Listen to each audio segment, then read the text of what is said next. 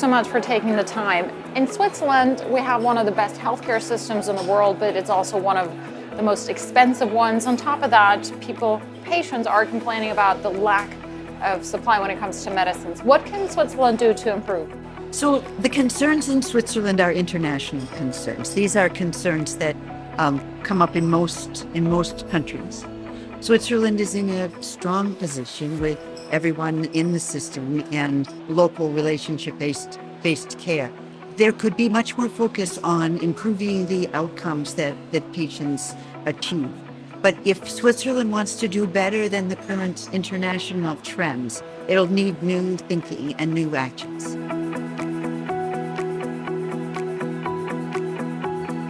In the same vein, you've written this report, this book about what Switzerland can do to adopt some of these measures a few years ago. Any specific recommendations here? So our thinking has evolved some since that time, obviously. We've done a lot of work on how implementation occurs.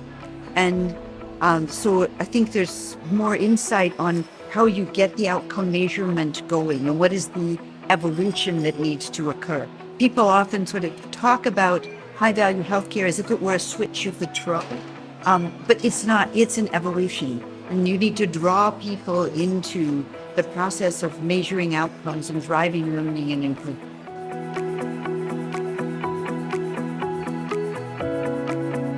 What does the concept of value-based healthcare stand for, both in a theoretical sense but also in practical terms? So value-based healthcare is about aligning healthcare with its purpose. Its purpose is to help and to heal. When you think about how do we improve the health outcomes that people achieve, you're directly aligning healthcare with what it's there to do. And so it aligns the interests of all parties around how do we actually achieve better health. And so in practice, that looks like centering care around the needs of the patients, providing care in a relationship-centered way, and helping people to achieve better health outcomes than they otherwise would.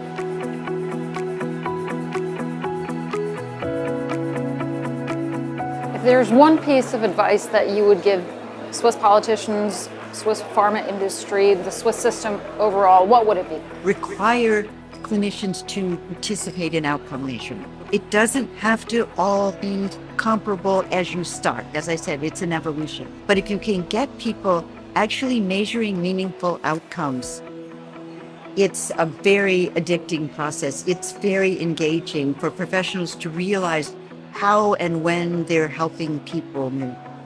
And it's really great for patients to be able to see the progress that they're making and understand that their team is attentive to helping them achieve their goals.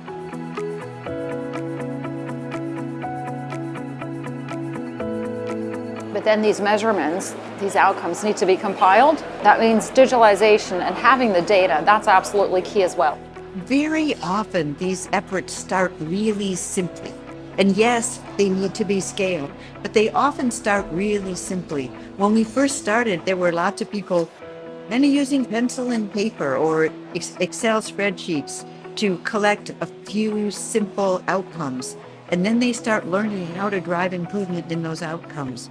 Once you've demonstrated that you're collecting something that can be improved and is meaningful, then putting the effort into digitizing it and scaling it makes a world of sense. But often these things start very, very simply with a small team of clinicians working with patients to actually collect meaningful outcomes and show that they can do better than they were doing before.